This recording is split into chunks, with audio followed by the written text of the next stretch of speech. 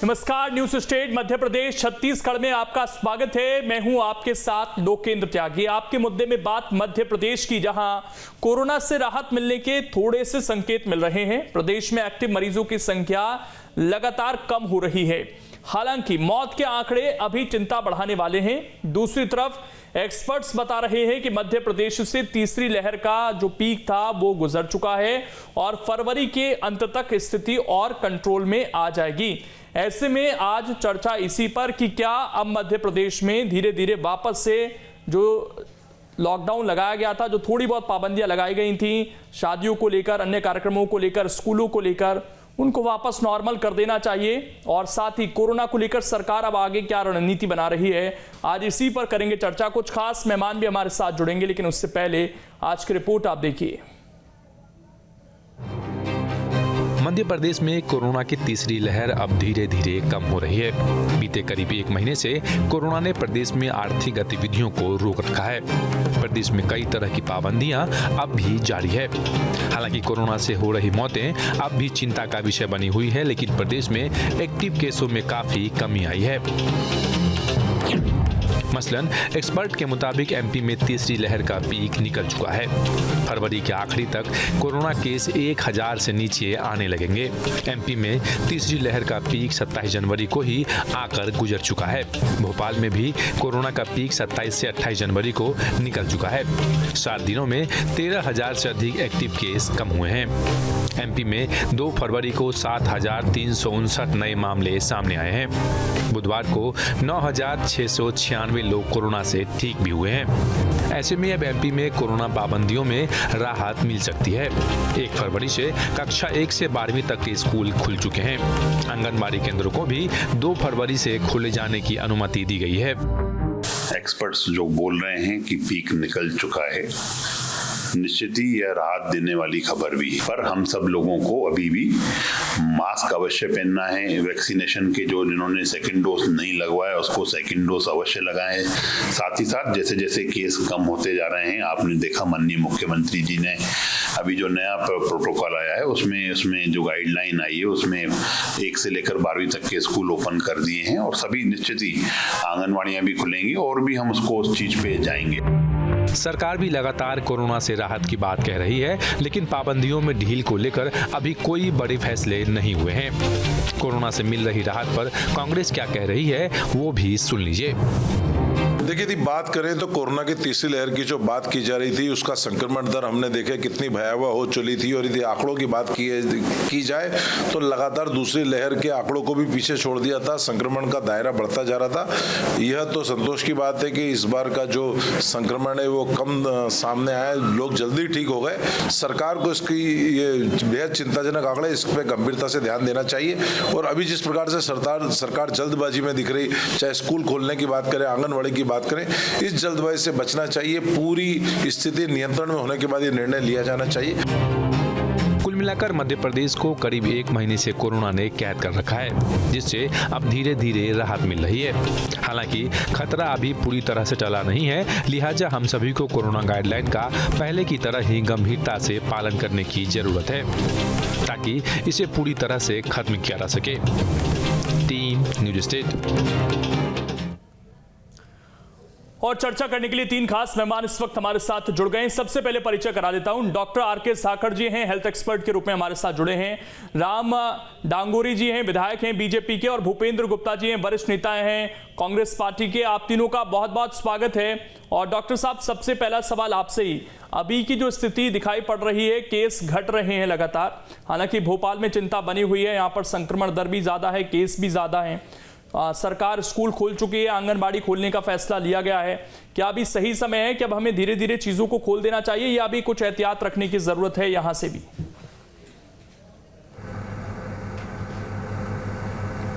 देखिए, ओवरऑल देखा जाए तो पहले भी ये था कि नंबर ऑफ केसेस आ रहे थे, लेकिन सीवियरिटी नहीं थी। इन्फेक्टिव रेट ज़्यादा थी, लेकिन कोई पेशेंट सीरियस नहीं हुए। और पाबंदियाँ कुछ हद तक रहीं, लेकिन धीरे धीरे पहली लहर, दूसरी लहर, और अभी तक काफ़ी सारे लोग ये चीज़ समझ चुके थे, सीख गए कि सावधानियाँ कैसे रखनी है।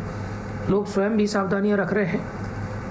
तो उससे काफ़ी हद तक तीसरी लहर में बहुत ज़्यादा कंट्रोल रहा, लोगों को बहुत ज़्यादा सीरियस इन्फेक्शन नहीं हुए। रही बात नॉर्मल सामान्य गतिविधियों की, तो मैं बता सकता हूँ आपको कि यहाँ पर भी जैसे ग्वालियर में भी जय आरोग्य चिकित्सालय में हम लोगों ने कोविड के लिए एक अलग से पूरा एक वार्ड बना रखा था। बाकी सामान्य गतिविधियाँ सारी जैसी नॉर्मल स्थिति में चलती हैं वैसे ही, चाहे वो किसी भी विभाग से संबंधित हों, वो चलती रहीं, वो बिल्कुल इस बार डिस्टर्ब नहीं हुई। रही बात दूसरी स्कूल खोलने की या उसकी, तो मेरा मानना है कि सावधानी के हिसाब सावधानी रखते हुए खोल देने में कोई बुराई नहीं है, क्योंकि बाकी सारी गतिविधियां सामान्य रूप से चलना शुरू हो गई हैं, चल रही हैं और लोग स्वयं सावधानी रख रहे हैं। बस वैक्सीनेशन का है, तो जो लोग बचे हैं उनकी वैक्सीनेशन और हो जाए, और जो लोग जिनके संपर्क में आ रहे हैं उनको प्रेरित करें, तो बाकी सभी लोग और पूरा समाज सुरक्षित रहेगा।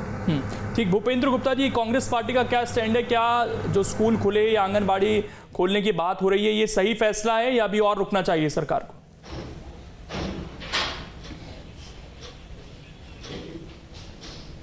नहीं, देखिए, सरकार के पास क्या आंकड़े हैं ये उस पर निर्भर करता है। अगर सरकार इस बात से संतुष्ट है कि अब जो है कोरोना की पीक जा चुकी है, तो पालकों से चर्चा करके स्कूलों को खोला जा सकता है। लेकिन मेरा सुझाव इसमें यह है कि हमारे जो बच्चे हैं, छात्र हैं, उनका लगभग 1 साल का पढ़ाई का 1.5 साल का नुकसान हो चुका है। इसलिए सरकार को बहुत तेजी से ब्रिज कोर्स डिजाइन करना चाहिए, जिससे कि वो 1 साल में या कम समय में 2 साल की जो है कमी पूर्ति कर सकें। अन्यथा मध्य प्रदेश के जो बच्चे हैं वो शिक्षा के क्षेत्र में बहुत पिछड़ जाएंगे। तो इस पर सरकार का ध्यान होना चाहिए कि वो स्वास्थ्य के साथ साथ ऐसा करिकुलम डिजाइन करने के दिशा में आगे बढ़े जिससे कि बच्चों को एक ब्रिज कोर्स की तरह एक फास्ट एजुकेशन मिल जाए। और दूसरी चीज ये जो डिजिटल डिवाइड की स्थिति आ रही है जी, कि डिजिटल एजुकेशन के कारण गरीब के बच्चे जो है वंचित हो रहे हैं शिक्षा से, इसके लिए कोई रास्ता निकालना चाहिए और उनके लिए व्यवस्था की जानी चाहिए। ठीक। अकेले मध्य प्रदेश में मजदूरों के 3 लाख बच्चे ड्रॉप आउट हुए हैं पलायन के कारण।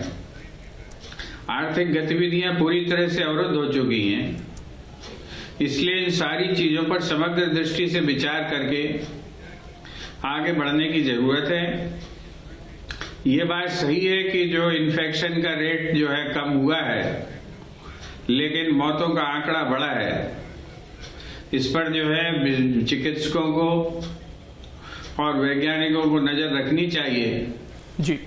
अगर ये जो है म्यूटेंट हो रहा है तो उस पर भी ध्यान रखना चाहिए। मध्य प्रदेश सरकार ने घोषणा की थी कि मध्य प्रदेश में 5 जीनोम मशीनें जो है लगाई जाएंगी जी, लेकिन उन मशीनों का अभी तक कहीं अता पता नहीं है। इसलिए मध्य प्रदेश में जीनोम सीक्वेंसिंग का काम नहीं हो पा रहा है। जो आने वाले समय में भी अगर कोई महामारियां आती हैं जी, तो एक भयावह स्थिति होगी, उसकी तैयारी की जानी चाहिए। ठीक है सर, मैं लौट रहा हूं आपके पास। राम डांगोरी जी, सवाल यह है कि देखिए, वैसे तो ज्यादा पाबंदियां मध्य प्रदेश में लगी नहीं थी, लेकिन क्योंकि शादियों का सीजन भी अब चल रहा है, तो वो लोग भी खासकर जो इस व्यवसाय से जुड़े हुए हैं, खासकर बैंड वाले हैं, डीजे वाले हैं, वो भी सरकार की तरफ अब देख रहे हैं।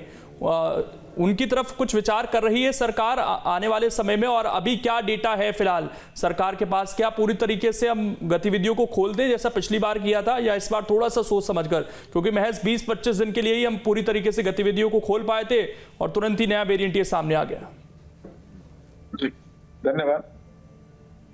जो कोरोना की फर्स्ट और सेकेंड वेव थी वो काफी घातक थी हमारे लिए, लेकिन जैसे ही सबको वैक्सीनेशन हुआ, जैसे आप देखेंगे कि जब फर्स्ट कोरोना की वेव आई थी उस समय डॉक्टर्स और शासकीय कर्मचारी अधिकारियों की जानें ज्यादा गई थी, क्योंकि वो फ्रंट लाइन वर्कर्स थे। जैसे ही वैक्सीनेशन होना स्टार्ट हुआ, वैक्सीनेशन का आविष्कार हुआ, उसके बाद में आपने देखा होगा फ्रंट लाइन वर्कर्स को कोई परेशानी नहीं आई, क्योंकि वो वैक्सीनाइज्ड हो चुके थे, सभी ने वैक्सीन लगा लिया था।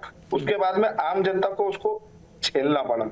और अभी जो थर्ड वेव है ओमिक्रॉन की, इसमें कोई ज्यादा प्रभावित नहीं हुआ है, संक्रमण तेजी से फैला लेकिन किसी को कोई नुकसान नहीं पहुंचा पाया, क्योंकि वे सभी वैक्सीन लगा चुके थे। वैक्सीन होने के कारण जो है हमारी बॉडी उससे लड़ने में सक्षम हो चुकी है और कोई खासा प्रभाव ओमिक्रॉन यहाँ पर नहीं दिखा पाया, जैसे कि विदेशों में काफी ज्यादा नुकसान हुआ है। तो वैसे ही विशेषज्ञों का अभी मानना है कि ओमिक्रॉन इतना ज्यादा घातक नहीं हो पा रहा है, क्योंकि वैक्सीनेशन लगभग 100% तक हो गया हमारे पूरे देश में और लगभग 100 करोड़ से ज्यादा लोगों को वैक्सीन लग चुकी है। लगभग 8 खरब से भी ज्यादा राशि का इसमें खर्चा आया है और थर्ड डोज जिसको हम बूस्टर डोज कह रहे हैं वो भी लगाई जा रही है और 18 वर्ष की आयु तक के बच्चों को भी, जैसे मेरे यहाँ मेरी कॉन्स्टिट्यूएंसी में एक ब्लॉक को सबसे पहले हमने 100% किया, तो लगभग पूरे राज्य में वो भी 100% होने की स्थिति में है। अभी आप देख सकते हैं कि विशेषज्ञों की सलाह के बाद आगे क्या विचार है सरकार? अगर सब कुछ अच्छा है तो फिर सब कुछ खोलने का विचार है? विशेषज्ञों ने सलाह दी है कि इतना ज्यादा घातक नहीं है, इसलिए बाजार खोले जा सकते हैं आसानी से। हालांकि कोई भारी पाबंदियां नहीं लगाई गई थी, कोई व्यापार उद्योगों को प्रभावित नहीं करा है, ये ऐसे कोई निर्णय नहीं लिए गए हैं। व्यापार उद्योग का मैंने जिक्र भी नहीं किया सर। शव यात्रा, शादी समारोह, खेल गतिविधियां, स्कूल, ये ही कुछ चीजें थी जिनको रोका गया था। बाकी धार्मिक कार्यक्रम और आर्थिक मेलों पर रोक लगाई गई थी। इन पर सरकार अब क्या विचार? धीरे धीरे सबको हम लोग खोल रहे हैं, जैसे स्कूलें आधी क्षमता से भी खोली जा रही है। कल से आंगनवाड़ी खोलने के भी आदेश आ चुके हैं अभी हमारे पास में। तो धीरे धीरे सारी चीजों में छूट दी जाएगी, क्योंकि जनता भी जागरूक हो चुकी है। फर्स्ट और सेकेंड वेव देखने के बाद में थर्ड वेव में जनता भी जागरूक है, काफी समझदार है और वैक्सीनेशन लगभग सभी का हो चुका है। मास्क लगा रहे हैं और डिस्टेंस का पालन हो रहा है। मेरे ख्याल से कोई बहुत ज्यादा पाबंदियां नहीं रहेगी, धीरे धीरे सबको खोल दिया जाएगा। ठीक। आर.के. जाखड़ जी, एक चिंता की बात यह है, अगर हम नेशनल लेवल पर भी देखें तो जो डेथ के आंकड़े सामने आ रहे हैं सर, अब 1000 से ऊपर पहुंच गए हैं। ये एकाएक बढ़े हैं, इसके पीछे क्या कारण समझ आए हैं आप लोगों को? क्योंकि ये 1500-1600 तक पहुंच गए हैं, जो बहुत ज्यादा नजर आ रहे हैं, जबकि केस घट रहे हैं लेकिन मौत के आंकड़े बढ़ रहे हैं।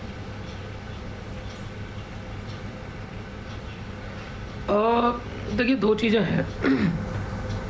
एक तो डेथ्स जो होती हैं, अगर ओवरऑल सिनेरियो में देखें, ओवरऑल टोटल डेथ कितनी है और टोटल डेथ्स में परसेंटेज ऑफ डेथ्स जो पॉजिटिव आ रहे हैं, कई बार क्या हो रहा है लोकेन जी, मैं भी यहाँ पर, मैं पिछली तीनों लहर से हूँ, मैं आपको जैसे पहले ही बताया। तो अभी जो 3-4 डेथ 3 हुई है हमारे यहाँ, एक तो बहुत ओल्ड एज पेशेंट थे या फिर किसी न किसी बीमारी से ग्रसित थे और इनमें से कई बार ये लोग एक्सीडेंटली पॉजिटिव आ रहे हैं। तो अल्टीमेटली क्या है कि वो डेथ कोविड डेथ काउंट हो जाती है। इस वजह से भी कई बार आंकड़े बढ़ते हैं। तो अगर हम कंपैरिजन करें total deaths versus Covid deaths, तो कहीं ना कहीं इस पर हम कह पाएंगे कि ये जो डेथ्स हैं उनके रीज़न क्या टोटल ये कोविड ही है या दूसरे कारण हैं और वो कोविड पॉजिटिव आए हैं। डेथ्स नहीं होना चाहिए। मैं बिल्कुल इस बात से एक चिकित्सक होने के नाते कि हमारा सबका दायित्व ये है कि किसी भी तरह से जीवित इंसान को हमेशा उसको जीवित, जब तक लास्ट कोशिश हो सकती है तब तक हम लोग कोशिश करते हैं। परंतु ये भी कहीं ना कहीं एक कोइंसाइड कर रहा है कि इसमें कई बार जो बहुत सीरियसली इल पेशेंट हैं, बहुत एज है, दूसरी बीमारियों से ग्रसित हैं, और चूँकि ऐसी स्थिति में जो भी मरीज़ भर्ती होता है अस्पताल में किसी चीज़ को लेके, उनके सबके टेस्ट होते हैं, तो फिर वो कई बार पॉजिटिव आ जाते हैं। तो ये इस वजह से भी थोड़ा सा आंकड़ा कहीं ना कहीं मुझे लगता है कि वो बढ़ता है। सर, कोरोना के सब वेरिएंट की बात भी कही जा रही थी, उसको लेकर कुछ मरीज़ जो सामने आए हैं, क्या उसी तरह के उनमें भी सिम्टम्स हैं जैसा ओमिक्रॉन वेरिएंट में थे, या ये सब वेरिएंट कुछ अलग दिखाई दिया है? ओवरऑल सिम्टम्स देखिए थोड़ा थोड़ा चेंज हुआ है।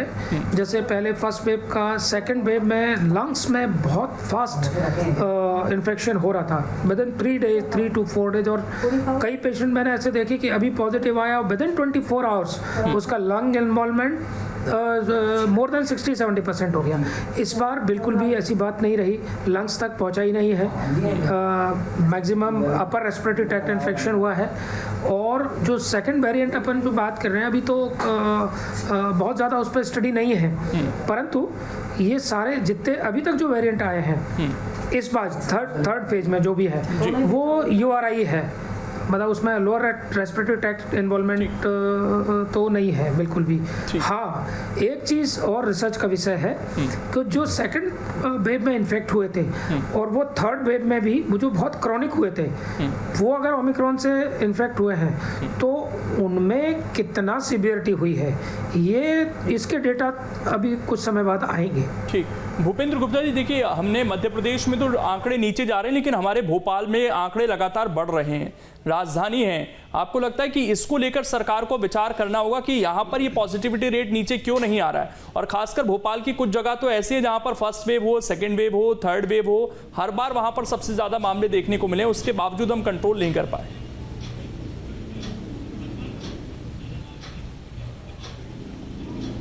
आपका बिल्कुल कहना सही।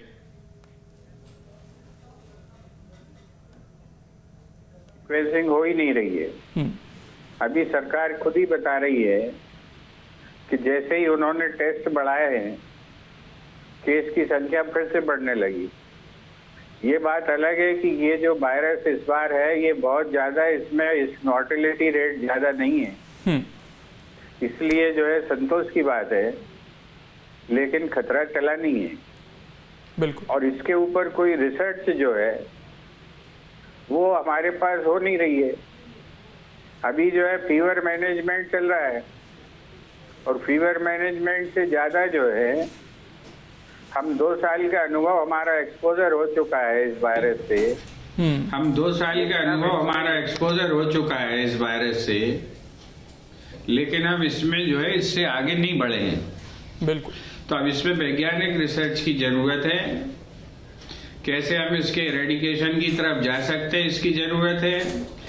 सरकार को इंफ्रास्ट्रक्चर के नाम पर जो है स्पेशलाइज्ड मशीन्स लगानी चाहिए जिनसे हम उसके म्यूटेशन की जो है राह पकड़ सकें कि वो कहाँ से कैसे म्यूटेट हो रहा है और उनके क्या तरीके इख्तियार कर रहा है वो, तो जाके जो है ये चीजें सही होंगी। अब जैसे आपने अभी एक क्षेत्र विशेष की बात की जी, भोपाल में कोलार जो है पहली, दूसरी, तीसरी तीनों वेव में जो है हॉटस्पॉट बना हुआ है। बिल्कुल। लेकिन वहां पर क्या काम हो रहा है, इन गतिविधियों को आप देखेंगे तो आप देखेंगे कि सामान्य गतिविधियां वहां पर कोई सरकार ने विशेष रूप से कोई फोकस नहीं किया है। और जब तक हम ऐसी जगह पर विशेष रूप से फोकस नहीं करेंगे हम इसके कम्युनिटी स्प्रेड को रोक नहीं सकते। ये बात सही है कि मान लीजिए कुछ लोग दीगर बीमारियों से ग्रसित थे तो ये जो है एसोसिएटेड बीमारी होने से उसको ज्यादा नुकसान हुआ है। मेरा जो मानना है और जो बहुत सारे डॉक्टर्स का मानना है जी कि सेकंड वेव में भी सेकेंडरी इन्फेक्शन से लोग ज्यादा मरे हैं। ठीक। दवाइयों के जो है अनटाइमली और गलत एडमिनिस्ट्रेशन से भी नुकसान हुआ है।